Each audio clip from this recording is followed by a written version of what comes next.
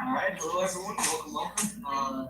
In case you don't know, I'm Beachy. I'm Dr. Beachy's son. And if I've understood the instructions correctly, I'm here to introduce the president's last research seminar as the department head. So it's my pleasure to be here today. And fun fact, Chris Murray was supposed to be, so I've been given that job instead. And I asked him for advice on, what we're talking about basically. He just told me to share some anecdotes about my father's time as department head, as seen through my eyes, obviously. Now the problem with that is everything I know about his job is what he elects to tell me in secrecy of his own home. So I'm going to go out on a limb and say today's probably one of the better days of his life. Maybe one of the best. Awesome. But all jokes aside, in all earnestness, obviously being a department head is hard. It's tough, and I'm proud of my father for the amount of work he's put into this.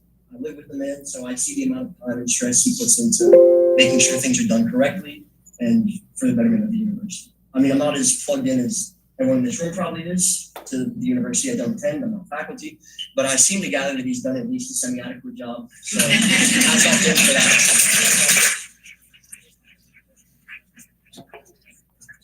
This is more than just Scottish Commons Department head, it is research seminar at school. I'm not personally well versed in the natural sciences. My claim to fame is referring to the lysosome as the powerhouse of the cell.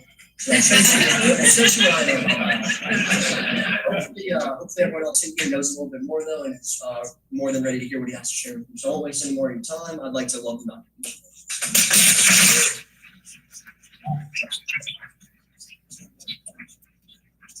I probably shouldn't talk anymore. It's my last time talking to you as the department head in terms of research forum. The faculty all know that I give a convocation at the beginning of every year, at least a year when we don't have a pandemic, we don't have a hurricane, which means I've given like 2 before the year addresses. Actually, I've given 7 of them, and I enjoy those a lot. And I'll say a lot of things that a lot of people won't say during those convocations. Today, I won't share everything that's on my mind all the time. And personally, I think you don't have to share everything that's on your mind all the time, as Dr. Gary Howard proved to us 2 weeks ago. You don't always have to open your mouth, right? Good. Oh, that's neat. A lot of people are laughing. I hope you understand that the normal faculty in here thought that was a bad idea and poor behavior, and he was thoughtful about that in case you want to know that. Already, I've started saying things that I didn't plan on saying. Well, that's because I'm trying to follow Wyatt's act. I'll do the best I can. This was meant to be. So first I'm going to talk a little bit about the research I do. One of the things I think we ought to do next year is all the graduate faculty do research seminars so that our new incoming department head knows what we do and how our new department head, Dr. Justin Anderson, can best serve us. I think that would be a good idea. I think we all don't talk about our own research to one another enough, And I expect by the time I'm done, some of the graduate faculty, or most of them will say, that's what you do. I didn't know that. All right, so I'm talking about the things I do and the things I want to do, but I'm also going to have an epilogue. And I don't know how a research seminar has an epilogue. Actually, I do know. I do have kind of prologue kind of things. And so what kind of prologue things that I have to say? First of all, when I teach, I have something I say at the end of every seminar, and everybody understands it's time to go. Now, mostly that's a teaching tool, so that my students know, do not start packing up all of your shit before I'm done talking. Sorry, was that out loud? I thought I'd say some things that were out loud. It's okay, it's okay. Now, it's a sign to say, pack up your things when I'm done, and here's my sign. I say things.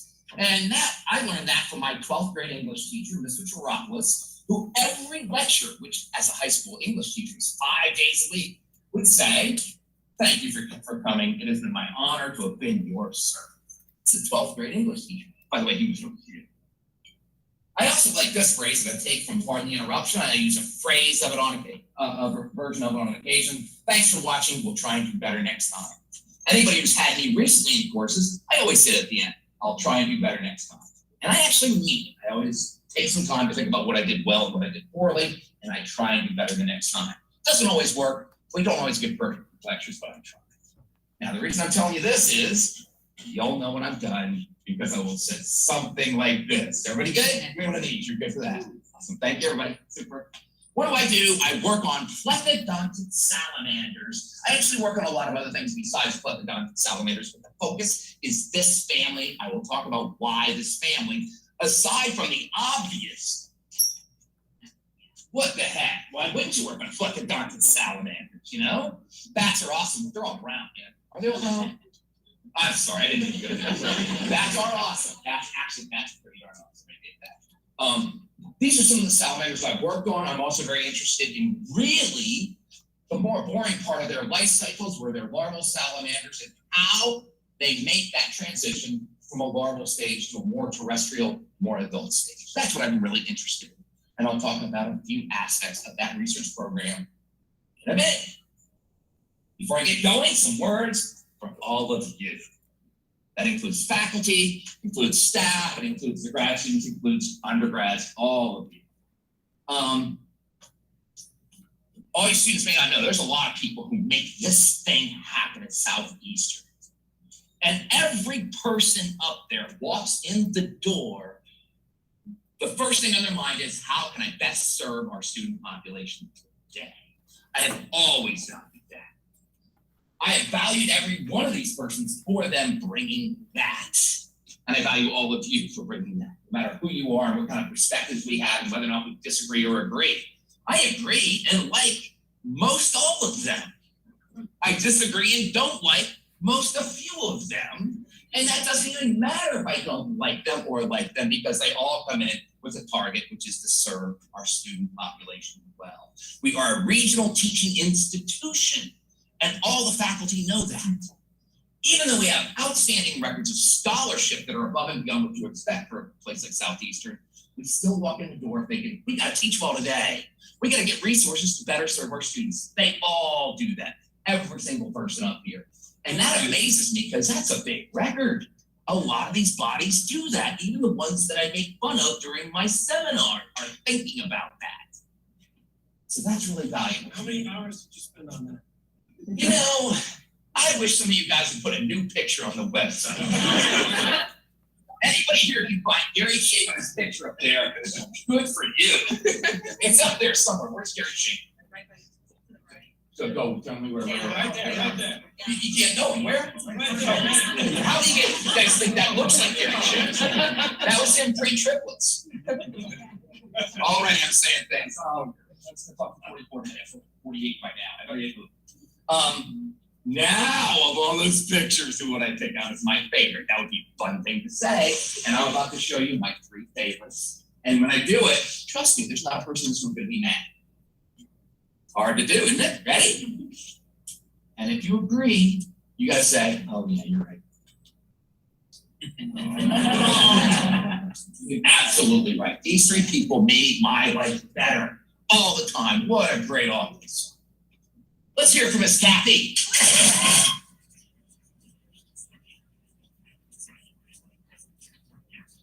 And let's hear from Rose.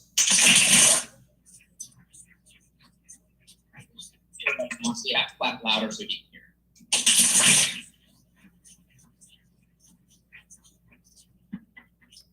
This is an unexpected result for me. I really want this. Okay. When I was taking this job, my lovely wife Connie says, "Are you excited about grad students?" I'm like, "No." Guess why? I have 2 children, okay? I don't need more. Why do I take on graduate students? Because that's what you do here to keep up with the rest of these faculty. It was important for me for a department head to maintain a standard and keep up. I've always thought the department head ought to be able to flex with the rest of the faculty. That was important to me. So I said, "Come on, graduate students." I didn't have any in my first 2 years because it takes a while to recruit them and get them coming. And so these 10 wonderful human beings I've had 7 years, and I don't hate saying this, I'm surprised to say this, I like them very much, and I've been very fond of the experience and lessons they have brought to me. So if you're one of the 10 out here, thank you very much. I appreciate it.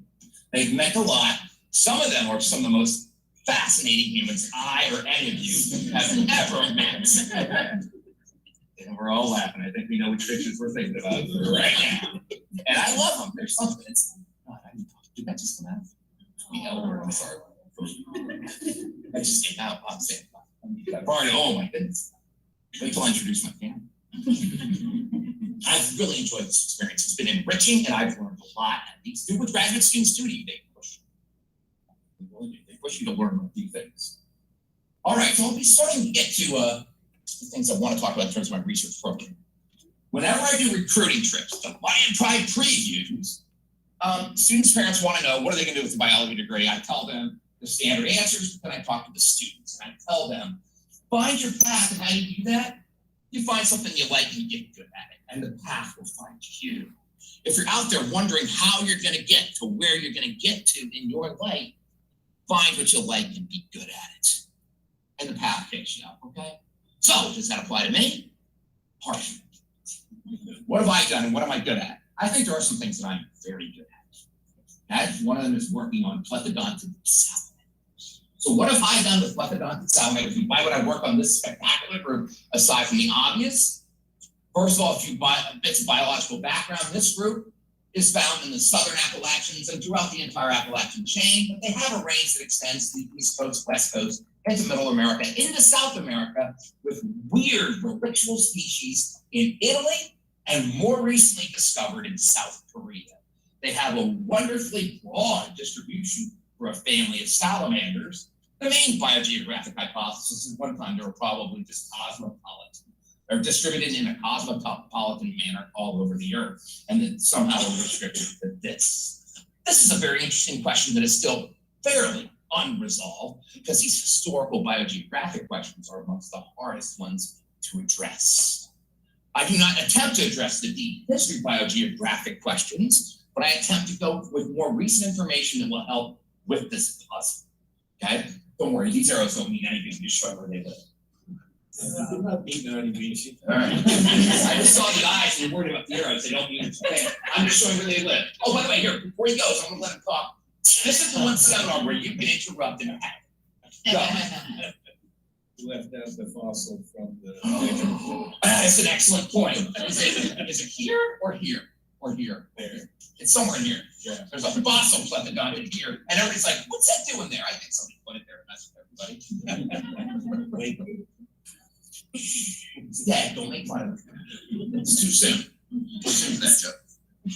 These are the families of salamanders. And the reason I provide a tree, I do love phylogeny, by the way, for the 3 of you who gave a seminar after my seminar 3 years ago to talk about how phylogeny works. I love phylogeny, and I have a better understanding of it than people give credit for. Now, the only reason I'm putting it here is because I'm going to change these letters to demonstrate that if you're a salamander, you're a plethodontic salamander. God, who cares? They're just a big family. Who cares? Well, let's put it in a more typical way. These are frogs. There's over 7,000 species. Here are the salamanders. There's 750 species roughly. And here are caecilians, which are a strange little family. If we talk about just plethodontid salamanders, they account for nearly 500 of the 750 species. 500 species in a single family, no matter, even if you're an insect, is not a bad representation. It's a lot of species. When you compare that 500 to, say, frogs, there are only 6 families of frogs that have an equivalent number of species. What that means, and frogs are sampling these families that are going to say, hey, I got 500 species too. They're sampling from a millionaire's bankroll. Versus plethodontids are sampling from something very small. If you're a salamander, you're probably a plethodontid salamander. So they're incredibly diverse. Not only are they incredibly speciose, they have life cycle diversity, which is what I'm really interested in. Some plethodontid salamanders experience a metamorphosis where they transform it from a larval amphibian to a more adult amphibian. This is often a more terrestrial amphibian. Just like tadpoles to frogs. It's the same kind of transformation, just not as dramatic, controlled in the same way though.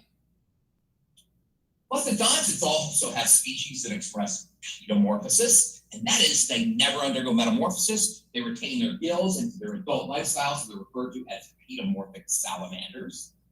And many plethodontids exhibit direct development where they go through that transition to become an adult thing in an egg.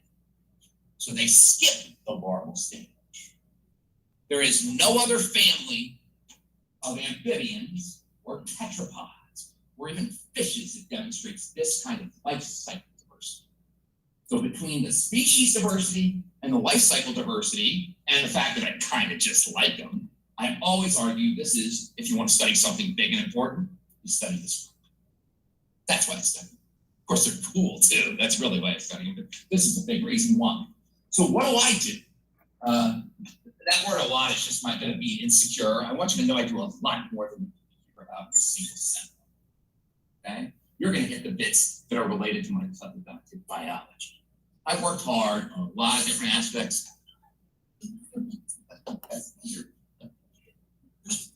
I'm going to talk about documenting salamander life histories, performing growth studies, and how I hope eventually they inform all of this about the biogeography of plethodontid salamanders. Okay. First thing, documenting salamander life histories. What does this mean? I like amphibian metamorphosis. I like when it occurs. How do you study that? You know, plethodontid salamander. You just do that, man. You go out in a stream, you take a net, you stick the net in the stream, you disturb the stream, pick up the net and look in it. And every time you pick up a net, it's like opening a present on Christmas Day. And what's great about this kind of present opening, you look at it and what's in there? There's a larval Eurystheus original. It's a larval southern two-line salamander, which is mostly what I work on down here. And when you see it, you're so jacked, man. You're really excited. And then you like take it, put it somewhere. Stick the net and stream again, disturb it again, and you look in. Oh, there's nothing this time, but it sure was fun opening that. And there's a lot of other interesting things in the presents too. You know, when you expect to get Mario Kart in there, and there's a controller. That's pretty cool. You get that kind of diversity in this net every time you dip it in. And then when you stick the net in, you disturb it again, and you get Mario Kart again. You're like, it's Mario Kart again. That's awesome again. The key thing is you experience that awesomeness every time you stick the net in. Anybody who's gone with me in the field is always like, we have to go home. One word did it, then we have to go home. Okay, but one word did that won't take you much time. It's so much fun just to do. Now remember, I was talking about capturing a larval Eurystheus original, larval two-line salamander. And what do I do with that information? This is what you do. You get a lot of information out of simply capturing it and figuring out how big it is. So I go in a stream and I capture one and it's, oh, that big. Okay? Just that's one salamander. It's kind of small, not huge. Dip net back in, take them out, measure them. Oh, it's about the same size, a little bigger. Capture another one. It's a little bigger. Keep going. Oh, notice this time I got another guy this size, so the bar gets taller. Everybody got me? Good? Easy peasy? All right. This is as smart as I am. This is as deep as I get. I argue to my classes. I am a shallow dude. I do not do anything complex. This is the nature of what I do. Except if you collect enough, sometimes it looks like this. Okay? This has meaning. If it was just one big clump, it wouldn't have the same meaning as if it's got two big clumps that are separated. What do you do with those two big clumps? Well, I'll show you. So if you go to Beachy State Park, there are lovely streams there, and you collect larval Eurysius orygira over a period of months. And this sample, by the way, doing this technique only works if you get handfuls of animals. This technique is much harder with few things. It can work if you only catch a few things, but it's much, much harder. If you can catch a lot like that, this animal is so common. Okay, I sometimes think this is the most common vertebrate in Eastern North America, and we have to argue whether or not there are fishes that are more common, but I've never caught this many fishes. Maybe I'm in the wrong area, right? I do catch fishes in my dip net, and I'm jacked every time I find them. So, boy, this is gonna be fun. Are you coming to the social? Yay! Okay. So that's a lot of individual animals, right? And you can't do this by yourself. I get a lot of help, but I collect a lot of these myself because I love doing it. Not everybody loves doing this, right? It's not that much fun for other people, but for me, I'm so excited. So this represents a sample size of about 2,000. This is from one creek. We've done this work across 6 different creeks since I've gotten here. It's just so much fun for me to collect these data. So what can you get out of these data that, when you look at all of them right now, it doesn't look like that much? Well, I took out 2 of my sample periods to show you how you would attempt to use these data. Now, these data that you see from 2 samples, I'm of course picking the lovely samples. But the lovely samples help to inform all the others too. So here's 2 lovely samples from July 2027 from 2017, August, September, October, 3 months later, in October 2017. They look kind of different, right? What you can do is fit to these histograms, normal distribution. So we get one there, we get one there, and we get one there. They mean something. Because Beachy's principle is this: everything starts small. There are very few exceptions to Beachy's principle. On occasion, people tell me things, yeah, okay, that's great, but there are exceptions to a generalized principle that everything starts small. We all started life small, and so did a larval salamander when it hatches out and joins the world. Based on when we find eggs in nature, then, we think in July, these little guys came from eggs 5 to 9 months ago. And that this next size group are now guys who are, by definition, 12 months older. And then another size distribution represents guys that are, on average, 12 months older than that. We do not pick up an animal and claim how old that animal is.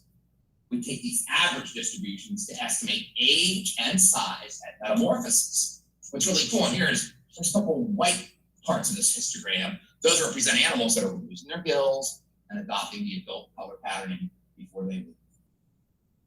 Come back 3 months later, what do we get? Hey, look at this one.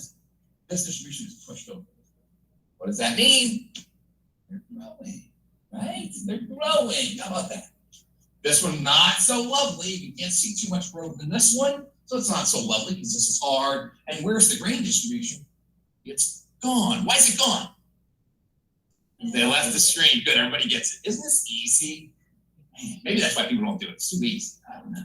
They left the screen. So what do we get out of this? If we look at the hatchlings, we can estimate how much the hatchlings grow in a period of 3 months. We get estimates of average growth rate in that hatchling age class. It's always good with the hatchlings because the hatchlings clearly show up. It is harder on later age classes, always. What else do we get? We get the idea that, oh, this is the metamorphic age class, so we're able to evaluate the length of the larval period.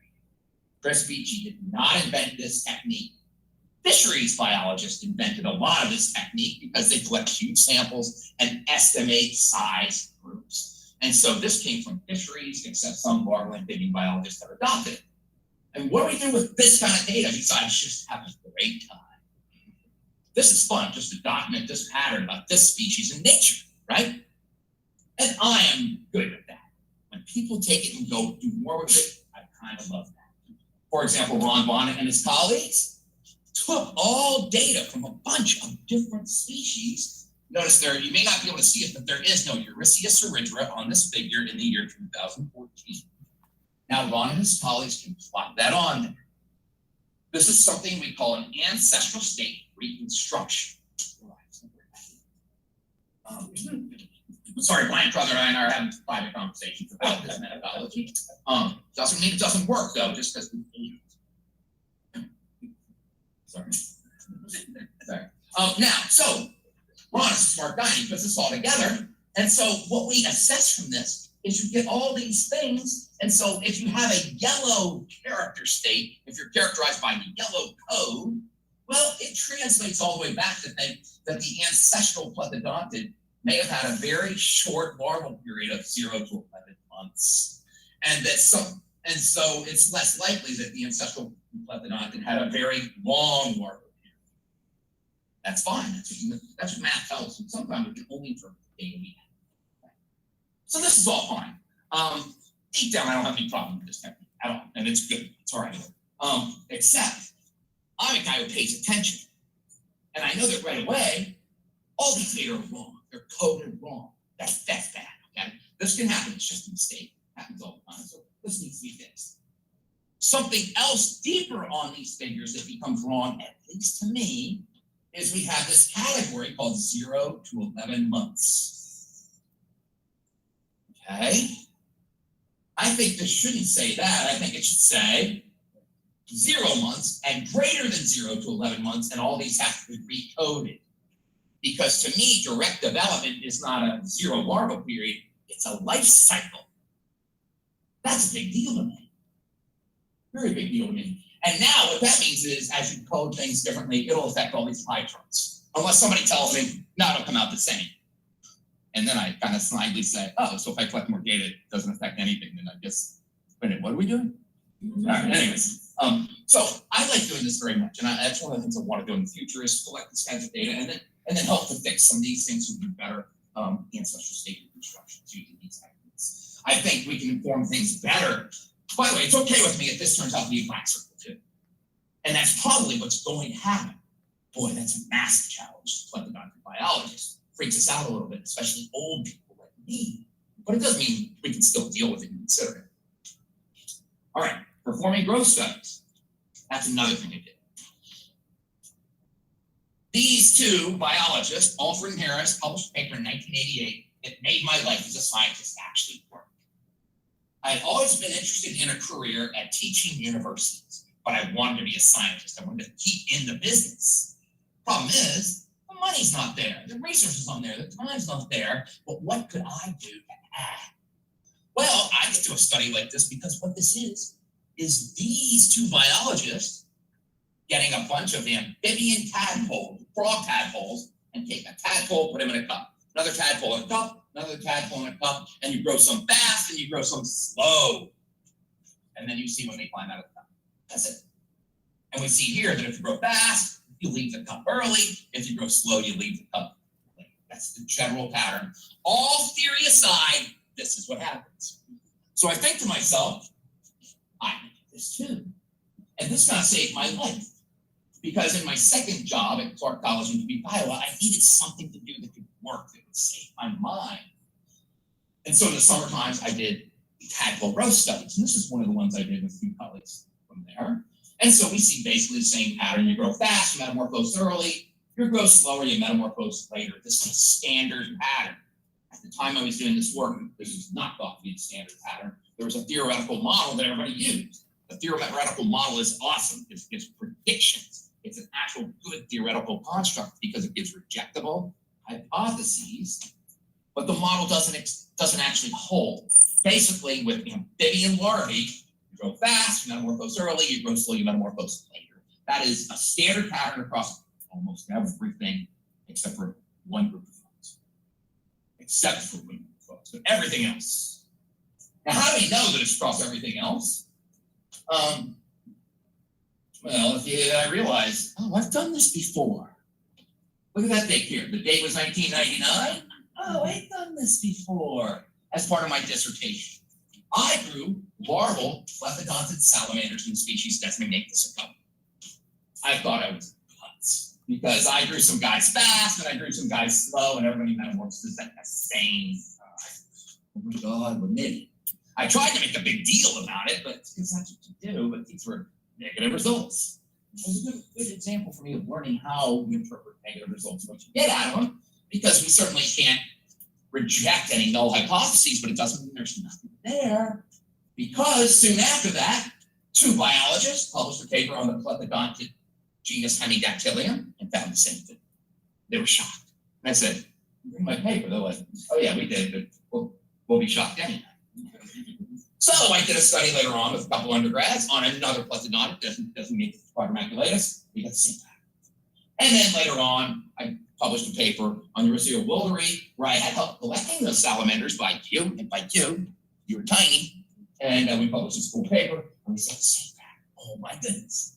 All right, this was interesting enough that with several colleagues, I published a paper on metamorphosis in plethodontids and how it's different, and maybe that tells us something about life cycle evolution. Plethodontids are successful and diverse because of life cycle diversity. We put a table on here. You're told not to put a table on there. I'm showing this table to show you where the figure comes from. Here's the figure that summarizes that table. All right, easy. Ask the question: does variation in larval growth in a controlled growth experiment with one animal in a cup and another animal in another cup, and so on, does it have to be controlled in the laboratory where you're controlling the growth rate of an individual? And so we took the list of every experiment ever done like that. And we asked the question: does variation affect metamorphic timing? And let's say, go with the nose first. You've already seen all those 4. They're on the previous slide. What about all the rest? Oh, the rest are, yes, it does. When we say all the rest, what does that mean? Well, with the nose, those are plethodontic salamanders. The yeses are everything else. What does everything else mean? It means other salamander families behave differently. Frogs behave differently. Crustaceans, insects. Probably it's going to go on and on. There's got to be something here. We'll get to that. There's have to be something there. Oh, on the side, by the way, last year I was in the field with the graduate student thing. Here's the 4 graduate students we're out with, and accidentally we caught of this beautiful adult salamander, the 3-line salamander, Ursia lineata. I mean, look at that thing. That is a salamander, man. That is one of those best. Oh, not everybody. All right, for those of you doing this, you're awesome. The rest of you, I see a therapist. That is an unbelievably attractive animal. We caught larvae of this thing. I'm like, how are we catching larvae? We never catch larvae. We caught enough and said, let's do a tiny experiment. We did, and the result is Brittany, Claire, Corey, Tyler, and I have got a study we're writing right now. We presented these results at a conference already, and just that's more of the same. And it's all negative results. I get it. But remember, anybody in this room can do the same experiment as long as it's not plethodontid. I tell you, it's going to be here. I bet you my mortgage will be here. Wouldn't it be great if somebody took our mortgage? It's a good bet. Okay. So, what I do and what I've done here, you saw this. Basically, it's this. Plethodontids have incredibly slow larval growth. They have a lack of plasticity and metamorphic timing, and I think that has a lot to do with this. And this has a lot to do with, remember that slide. I think they're all related, man. So here's the question. There's this exciting stuff. I am jacked about it. I think it explains everything about something I'm trying to claim is the most important group of tetrapods, vertebrates, whatever. By the way, of course I say it's the most important group. Everybody in this room who gives a talk will explain how their group is the most important group. So get over that. It's fine. It's okay. All right. Well, for this, there's all that. So how am I going to keep working on it? I'm going to continue what I've been doing, what I've described. I have some other little personal stuff. Oh, those of you wondering, what do you mean when you continue? When I stop being department head, I will have time on my hands and all those people. And I teach 6 credits a semester, okay, because I get a release. There's someone in the world that thinks 40% of my time is spent being department head. They're out of their minds. 100% of my time is spent being department head, and my teaching and my research somehow is just on top of that. I probably just ignore these kids, but they would definitely, they don't seem to. It's probably good to have me out of the house. Justin's not Anyway. this. What's that? Justin's not streaming this. No, is Justin watching this? Justin, I don't mean it. It's great. Easy peasy, Justin. Oh, you might be watching. Did you invite Justin? Let's not show Justin Anderson this video. He's the next part. Actually, the reason we hired him is probably because he's better at all that administrative stuff than I am. He likes it, and we'll get back to that. Because I think you all know I hate it. what's the joke? That's the one time I didn't expect to get a laugh. I'd be like, yeah, you got it. Say that. It's funny when I'm teaching and I say things and people laugh. I'm like, what's the laugh? When I say jokes, I have some other perks, so I'm gonna look into this stuff. I'll have time on my hands, man. I know I've been teaching 12 credits. Oh my god. It'll be fun. Okay. I have some personal stuff. You can read that. See personal stuff I want to start exploring. If you're interested in any of these ideas that I have. I have some ideas about these three things. At least one of them that I am guaranteeing is unique on planet Earth. And if you want to ask me later about it, that's cool. So what am I going to do? Why didn't I do it already? Let me type this. And it's not just being department head. So let me talk about things I've been busy with. Regret's not the right word. Okay? Keep that in mind. Regret is not the right word. Don't have regrets. Well, let me just talk and see if the right words come out. Let's start with disappointing things since I've gotten here to Southeastern. And I just started typing. And that just came up really fast. So I thought maybe I should move on. However, and the fact that this is in big font, this is probably recency bias. How many students in here have ever heard the word workday? Yeah, it's coming, and it's going to go on the student side, and it's going to be awesome. From the administrative and instructional side, it just feels like a nightmare. Let's not focus on that. I want to focus on good things, and I made a list, and the list was shorter, but I think they're all important. I'm going to talk about those lists. April, Teague, and Chris are here. That is so great. I want to hear it for our new people. Yay.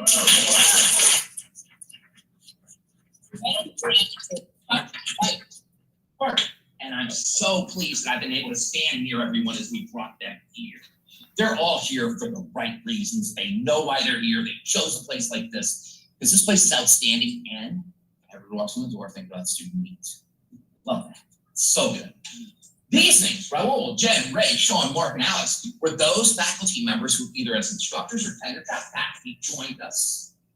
And we enable their success. As a group, we all do it. We enable their success such that they don't find a home here, but they can move on.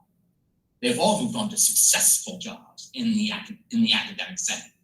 When Raul left, I gave him a hug and I was so happy for him. He's successful in this new place and we made it so he could go somewhere. People don't get trapped here. If faculty came here and got trapped, then I hadn't done the job. Okay? So they made me almost as happy, but not quite the same thing with Teague and Chris. So love having the new bodies. They're just a breath of fresh air. I think morale's okay, man. For the students, you don't know this, but one of the classic things that faculty say is, our morale's terrible. Well, they can say it all they want in this building. If they think their morale's terrible, then they suck at low morale. Having low morale means they don't show up for class. They don't tell you things. They don't teach you well. In my third year here, for part of my convocation addresses, I gave them a brief workshop on how to have low morale because they claimed they had low morale, but they kept coming to work. They kept writing grant proposals. They kept teaching students well, and they kept getting these glowing comments from students to me about, boy, these faculty really helped. The same faculty come to my office saying, this place sucks, I hate you. It's like, well, So anyway, for your faculty, remember, low morale is don't come to work, okay? Not if you're professional. Oh, but professionals can have low morale. Yes, they do. And they don't come to work. Yes, they do. We've all seen that. All right, I'm walking away from that right now. Let's just say look what I wrote. I just wrote morale. I didn't say any words around morale. All right, I think it's good. Look at you. Hey, how about this? You're all smiling and laughing right now. Okay. This seems weird to some people. Some of you don't know this thing. Not weird at all. I'm so pleased this happened. This was a problem. And I didn't move a person out, but we had a group of people that were near the action to move this person out. Okay? Students who don't know this person, if you don't know this person, I am very glad. Sometimes institutions fail to move quickly enough to do things that are right. This institution eventually moved in the right direction. I'm glad to have been in this seat when that thing got moved forward by a number of bodies. I was very pleased to be associated with that and that it happened. It's bad to say this, but I'll say it though. I'm confident saying it. Bad person. Okay, and I'm glad that I was associated with that moving along. I think we can better. Service to colleagues. We all seem to want to serve colleagues. I mean, our scientific colleagues, our colleagues in the building, all that. We all seem to want to help one another. Even people who you think don't like each other, their students will walk into their lab and say, "Can I borrow this piece of equipment?" They're always like, "Sure, go ahead." You know, no student has ever walked into somebody else's back of their professor saying, "So and so won't let me use your tool." It doesn't seem to happen. That's pretty cool. I love that. I've loved that very much. These are 4 letters. They're good letters. L. Bryn. Now, before you answer this, I want you to think, because the answer is you probably have gotten some money from this group, even if it was $1,000 or $2,000. Many of you are in that 1,000, 2,000 area. Some of you are in a bigger than 2,000 area. So, hands up for anybody who's ever gotten an L. Bryn dollar. Sonny, you have. There was a year when there were 12 faculty got like a $2,000 chunk of money that came straight from L. Bryn. This program has brought to this department, these are our colleagues from LSU who have a program called L. Bryn. It has brought to our department over $1 million in my 9 years. $1 million. L. Bryn wasn't here before I got here. I am absolutely confident and stable and happy to say L. Bryn is here and succeeds because of all of you being around it, but it's here because of me. Thank you. I insist on saying that because for a couple of years, the first people who got L. Bryn money, a lot of it were the chemistry department, and they never said thank you. Imagine. Anyway, so these are positive things. I feel good about these things. Now, I've been busy. I was going to mention I've been busy. Oh, we're doing busy. We're going to work. Time's going to work great. I was the departmental chair for this lovely group of humans at my very small institution before I came here at Minot State University. Same kind of place. Not nearly as academically productive as the faculty here, yet they have the same teaching. Okay? So I like being around them. They weren't as productive as these people. It's a different life up there, but they were lovely humans. I was glad to serve them for 3 years. I was glad to serve this body. I'm in my 10th year of what I call executive service in this body, the American Society of Ichthyologists and Herpetologists. Right now, I'm in this weird position that Dr. Kroger has had too. I am the prior, past, present. So in the society, you serve a 4-year presidential term. In your 4th year, you're called a prior, past president of this wonderful group, American Society of Ichthyologists and Herpetologists. Can you find me? Pink shirt. Oh, there you go. There you go. Pink shirt. Yeah, there I am. All right. So I'm very glad to be a part of that.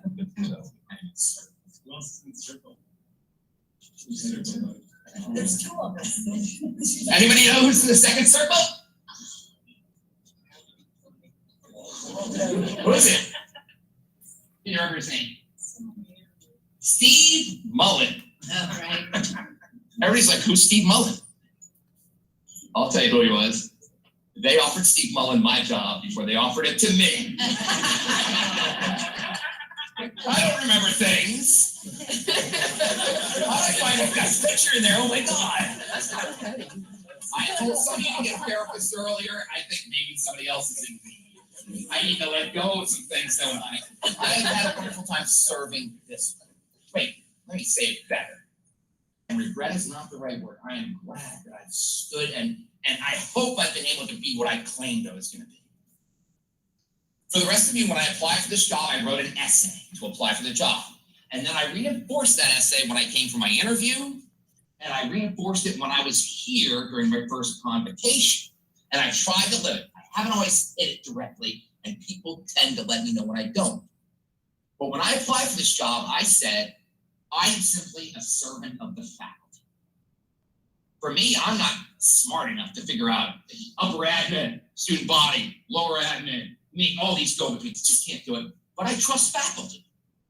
And I try the faculty to believe that. They think they do. And a few of them on occasion would say, wait, you're not doing it now. And most of the time when they say that, I'm like, you're right. Thank you for telling me. And I value those faculty members who are always willing to come into my office and remind me I wasn't doing what I said I was going to do, because usually it set me straight a little bit and did better. I value that. This is a large bunch of people, man. And if this was an annoying group of people to work with, no one could manage 40 of them at once. So sometimes other department heads will say to me, how do you do 40 faculty? I'm like, I don't do anything. How do you control them? I don't control anybody. These are grown-ups. They're professionals. You get out of their way and let them do their thing. I have tried to do that, and I hope that's what's happened. Now, what about enjoyment? I don't enjoy it, to be honest. This is not my style. To stand there and be like thought of as El Jefe. Okay? I enjoy people refer to me as boss or chief.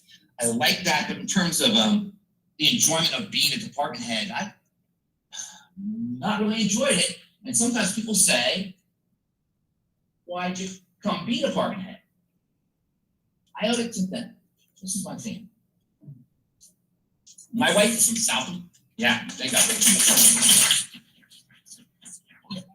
South Louisiana. She did miss home. And so I said, do you want to go home? She goes, yeah, I want to go home. So I said, we're going to leave a stable job, a position I like a lot right now. She goes, yeah, that'll be fine. I said, don't make me let's go apply for jobs where I'm kind of an administrator. And she goes, yeah, that'll be fine. And then after I was offered the job and accepted it, she goes, aren't you scared? And I'm like, I'm not really scared. You know? I've tried to work hard to serve, especially because I love them and I want them to be here. And oh, here, stand up, come here. Okay. This is Wyatt. You all know Wyatt. Let's hear it for Wyatt.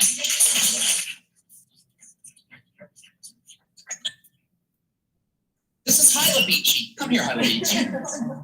This is my beautiful daughter, Hyla.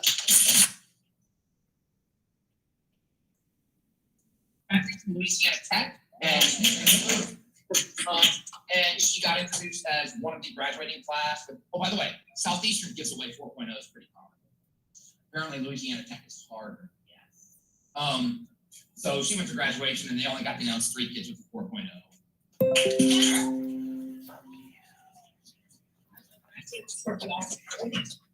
Next move. It takes time to figure out your next move, and all you students out there need to know, it takes time to get your next move. Just chill a little while. Okay? Right? Wyatt is a Spanish major.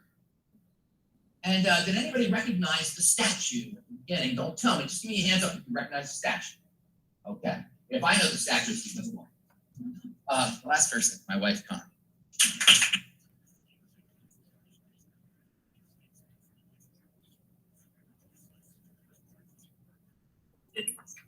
Legendary. This is my beautiful favorite. Hey, who's got a phone? Get out of the light.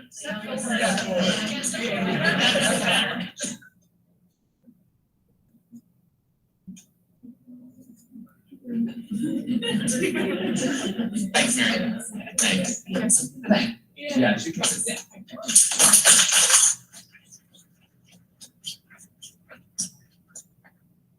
Promise me not to. And it's good. It might feel weird, but I think you'll get it. Okay. Wyatt is a Spanish major, and so he likes to read old classic books. He's the only kid where I said, hey, read Moby Dick. He goes, is it good? I'm like, I don't know. I read Moby Dick, and I feel like, oh, that's awesome. You know, the way you kind of hit yourself with the board, and you're like, oh, I did it. It's awesome. I know how it feels. So I handed it to him. He finishes it in like 2 weeks. Something like 2 weeks. Moby Dick. I said, how was it? He goes, it was awesome. Anyway, he understands all that stuff, and he helps me understand books. So I decided to read this classic, Don Quixote. And every once in a while, I have to grab my son and say, help me understand why it's so good. Because I kind of didn't get it. Now, at the end of it, I think if you're really an intellectual Spanish or English major, you kind of get it. I still don't get it, but I know what it's about. I know what it's about, and I'd like to talk a little bit about what it's about to lead to the very end of me giving this seminar. This is a famous statue of Don Quixote and his little helper. Who's his helper? Sancho Panza, right? This is the squire. He looks like a knight. Is he actually a knight? No, he's not a knight. He's some old guy who's lost his mind. Don Quixote, now, anybody's read it, please forgive that I'm gonna summarize it in like 3 minutes, okay? So it can't be right, but it's about right. Don Quixote is about the adventures of this man who's losing his mind, but he thinks he's a knight, so he needs a squire. Here's a poor farmer who apparently is not that bright, says, okay, I'll be your squire. Why? Because Don Quixote claims squires often come into an inheritance for their service, including some squires get to govern an insula. In that context, an insula can be, it might be an island or something, but in the context of this book, it means it's something to rule over, a village, a city, a place. So Sancho says, okay, I'll get to govern an insula. I will go with you wherever you need Don Quixote and help you. Now they're both a couple. I don't mean to, all right, I'm gonna make fun of them. I think they're supposed to be made fun of because they're kind of boobs, right? They get involved in crazy adventures. And that's what this book is about. The first half of the book, called Book 1, is about Don Quixote and his adventures, and somehow they're forced to go home and quit having an adventure. Because look at him, he was an old, frail man, and someone convinced him this is bad, you gotta go home. We gotta get him home. He's like, okay, I'll retire from my adventures. So that's fine. Book 1 is fine. Book 2 is more interesting, because in Book 2, he says, Sancho, back on the road. Sancho's like, oh, again? And Sancho Panza's wife is like, that's fine, go get us that insula. Go become the governor of an insula. And so Sancho's like, okay, I'll do it. So they go back out on the road. And the weird thing is, they break the fourth wall in this book. People talk to the readership. And they interact with villagers and townsfolk and royalty. And it turns out, when they've gone back on the road, the book about them has already been written. Everyone in Spain has read the book. So they go around, turns out, oh, it's Don Quixote. He's like, how do you know who I am? Well, I read the book about him. A book has been written about them. They're puzzled by that. Everyone knows about these people. They say, well, that's great. I deserve a book. Everyone who's read the book knows these are fools. These are dullards. These are buffoons. And the second book, a lot of it is about more adventures these two get in, except it's at their expense. People have a lot of fun at their expense. At some point, they get separated. So they have separate adventures. Sancho Panza gets separated, and he meets some royalty, a duke and a duchess, who say, we are granting to you your insula. He gets to be the governor of an insula. Doesn't realize people are doing a bit with him. They are messing with him. So they give him all sorts of dumb things to do, torturous, painful things to do. He loses a lot of sleep. It's a lot like being a department head. The last thing he does, he's involved in a battle to protect the town. And at some point, somebody says, we have to put you in your armor so you can lead our attack. And the armor is, they basically wrap him in a rug. And so they say, that's your armor. They lay him on the ground and people come up and whack him with sticks. By the time they unroll him, they said, you did it, you repelled the attack. And at that point, he says, I may be tired of being a governor. And the Duke and Duchess that made him a governor say, you served us so well, it's okay if you want. So he chooses to leave, and he makes a bit of a speech. Now, this book is full of speeches. That if these are governors, they come up with remarkable speeches. So I'm going to read you a speech that Sancho Panza made upon retiring from his governorship. My lord and my lady, because it was your wish, because it was the wish of your highnesses, and not because of any merit in me, I came to govern your insula, which I entered naked, and I'm naked now. I haven't lost or gained a thing. As to whether I've governed well or badly, I've had witnesses before me, and they'll say whatever they want. I've decided questions and settled cases. Enemies attacked us at night. They placed us in great difficulty. And if the people of the insula say we've emerged free and victorious because of the valor of my arm, and if they're telling the truth, may God keep them safe. In short, in this time I've weighed the burdens and the obligations that come with governing. And I found the burdens and obligations that come with governing. I've weighed the burdens and obligations that come with governing, and And I found that by my own reckoning, that my shoulders can't carry them. And I found, in addition, that they're not the right load for my arrows. They're not the right arrows for my quiver. And so, before the governorship could do away with me, I decided to do away with the governorship. I haven't borrowed any money from anybody or taken any profits. And though I planned to issue a few good laws, I didn't, because I was afraid nobody would obey them.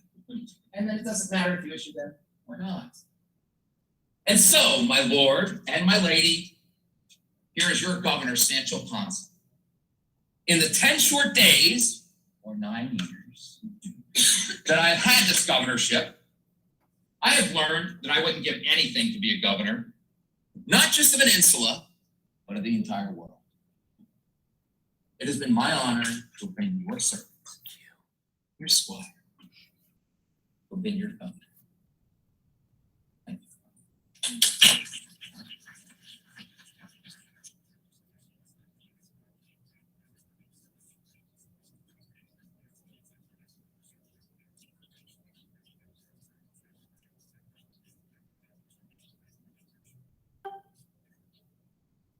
I have questions. I don't know if it's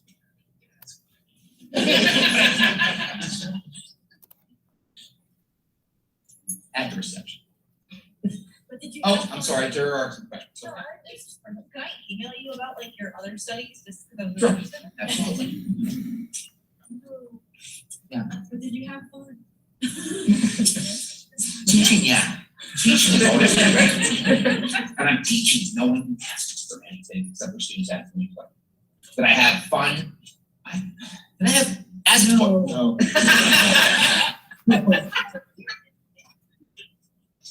I learned that a person doesn't have to express everything. That's what you asked Marisha yesterday. Huh? Those are the questions you asked Marissa at her thesis yesterday. I did, that's good. So my answer is different.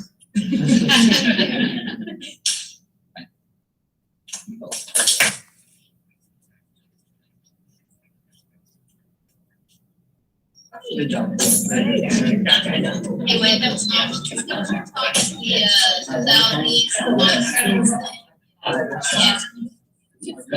That's why Chris thought of it. You gotta find I'm here, you doing reception. I know. Well, I think she's probably gonna take it hard, she's going back. I like. Invitation